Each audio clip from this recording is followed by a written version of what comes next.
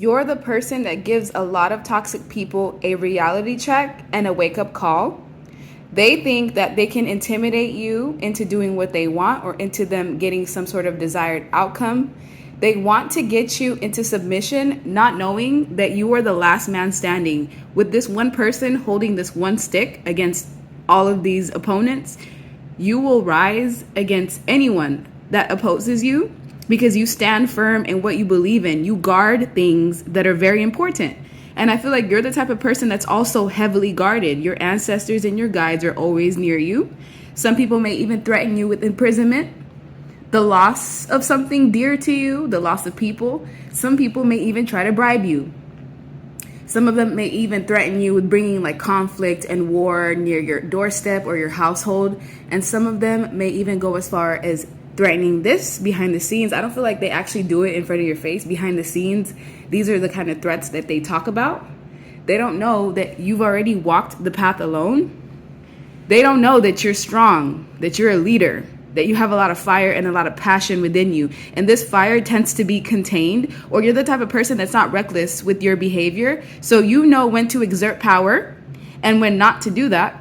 And I feel like people underestimate you. They feel like you may be shy or quiet or reserved or keeping to yourself or alone. They see you alone and they think, oh, this is going to be an easy target, not knowing that you basically have an army behind you.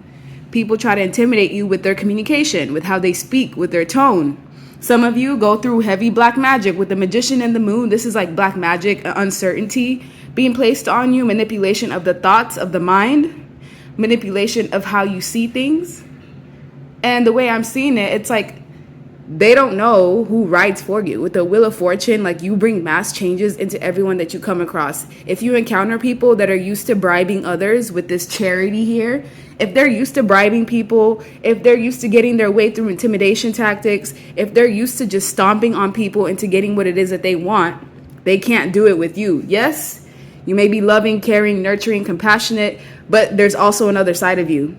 There's another side of you that's, if you want to be mean and evil and dark, you can do that. It's just that you consciously make the decision not to be that way. However, if people do get that side out of you, it's because they're deserving of it. You actually cause people in this energy to retreat and go within and soul search and self-reflect because they actually thought they had more power than what they realized. I feel like with people, they get you to that point of where you hit the final straw and you have to basically play this power move with them. And the reason why they can't get you like the rest is because you're healed. You're not hooked. You're healed. And somebody who's already detached and has clarity about life and has a sense of freedom is not going to fold or succumb to any factors that are outside of themselves. They've already learned that lesson. So a lot of people, yeah, they realize they can't play any power move towards you. They can't manipulate you with kind words or with whispering sweet nothings into your ear. They can't threaten you with your life or your loved ones or threaten you with imprisonment. They can't do any of that because you know how powerful you are. You know exactly what it is that you stand for, and you're the type of person that knows when to yield that weapon when they need to.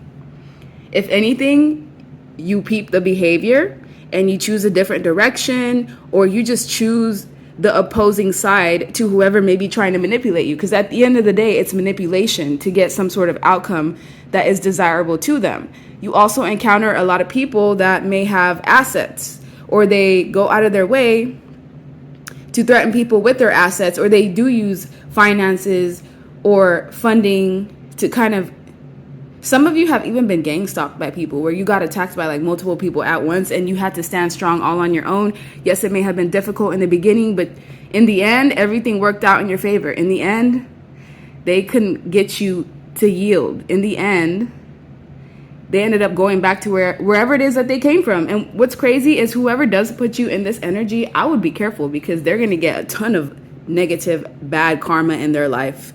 They're going to get to a point where they're going to have to look at themselves in the mirror, where they're going to have guilt, self-blame, and they're going to be playing mental scripts of exactly how they did you. So most people that don't have a conscience that come across you, you're like the first person that makes them self-reflect on their actions.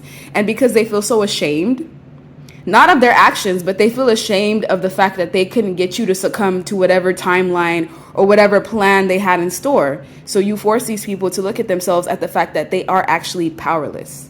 They're not powerful. They're powerless. You're the powerful one because you maintain your freedom. You remain detached, and you're still healed at the end of the day, despite whatever adversity may come your way.